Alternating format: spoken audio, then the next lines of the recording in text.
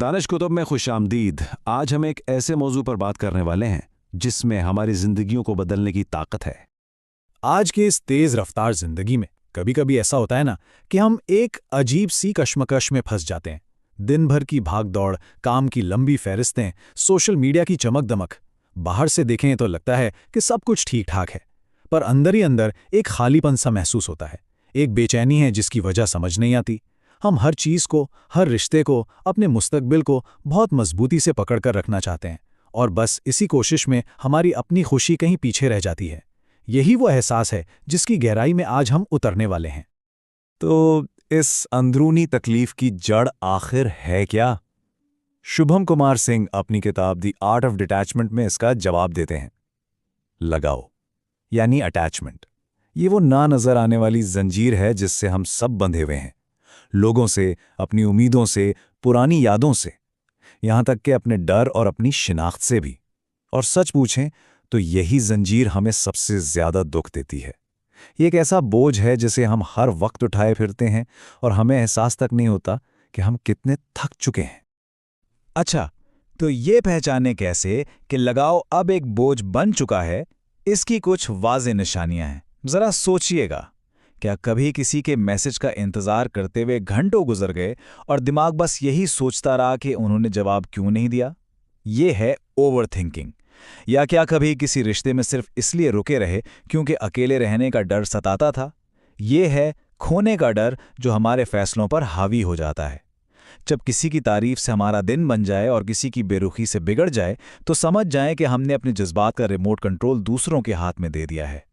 और जब हर काम से पहले ये सोच जहन में आए कि लोग क्या कहेंगे, तो ये भी हद से ज्यादा लगाव की ही एक अलामत है। तो अगर लगाव ही मसला है तो इसका हल क्या है? हल है डिटैचमेंट। लेकिन इससे पहले कि हम आगे बढ़ें, यह समझना बहुत ज़रूरी है कि डिटैचमेंट क्या नहीं है, क्योंकि अक्सर लोग इसका मतलब बिल्कुल गलत समझते हैं। अब ये नुक्ता बहुत अहम है, क्योंकि ये डिटैचमेंट के बारे में सबसे बड़े वहम को दूर करता है। डिटैचमेंट का मतलब बेहिसी या लाताल्लुक की हरगिज़ नहीं है। बेहिसी कहती है मुझे कोई फर्क नहीं पड़ता। ये तो एक तरह से अपने जज्बात से भागना हुआ। जबकि डिटैचमेंट कहता है मुझे फर्क पड़ता है, मैं परवाह करता हूं, लेकिन मैं उस एहसास में डूब नहीं रहा। यह है जज्बाती तवाज़ुन।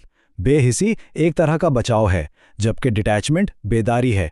इसका मतलब पत्थरदल बनना नहीं, बल्कि अपने दिल को गैर ज़रूरी बोझ से आज़ाद करना है। तो फिर डिटैचमेंट असल में है क्या?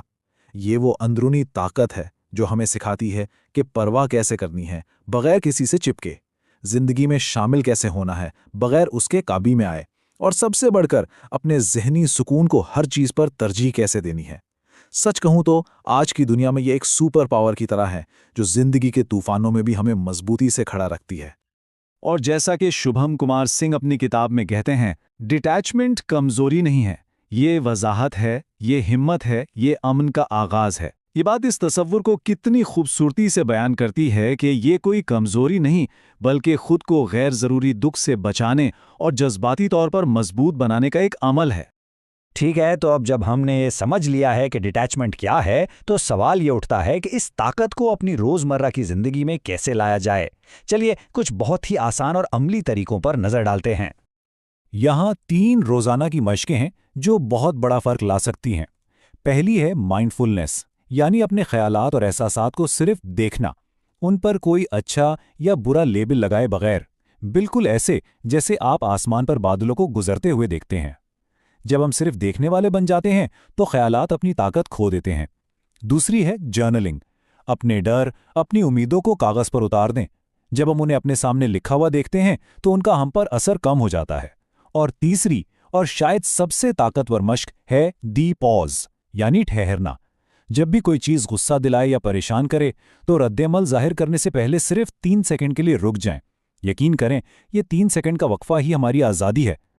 आखिर में आइए इस बात पर तवज्जो दें कि डिटैचमेंट की मश्क का हतमी नतीजा क्या है और ये क्यों इतना ज़रूरी है। ये सब कुछ असल में छोड़ने की ताकत के बारे में है। ये शानदार कॉल पूरी बात का खुलासा करता है। असल ताकत पकड़कर रखने में नहीं है, बल्कि ये जानने में है कि कब छोड़ना है। छोड़ देना हार मानना नहीं होता। ये इस बात का सबूत है कि हम अपने जहनी सुकून को किसी भी चीज़ से ज़्यादा अहमियत देते हैं। कभी कभी हकीकी अमन उसी लम्हे शुरू होता है जब हम किसी चीज़ को बहुत मजबूती से पकड़ने की कोशिश तर्क कर देते हैं। तो इस गुफ्तगू को ख़त्म करते हुए एक सवाल आप सबके लिए।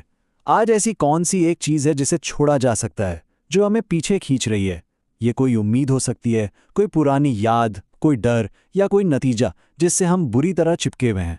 इस पर ज़रूर गौर कीजिएगा और अगर आप चाहें तो अपने जवाबात नीचे कमेंट्स में भी शेयर कर सकते हैं। अगर इन बातों ने आपको सोचने पर मजबूर किया है और आपको लगता है कि ये किसी और की भी मदद कर सकता है, तो इसे अपने दोस्तों और ख़ानदान के साथ ज़रूर शेयर करें जो अपनी ज़िंदगी को बेहतर बनाना चाहते हैं। लाइक और सब्सक्राइब करना ना भूलिएगा। बहुत शुक्रिया।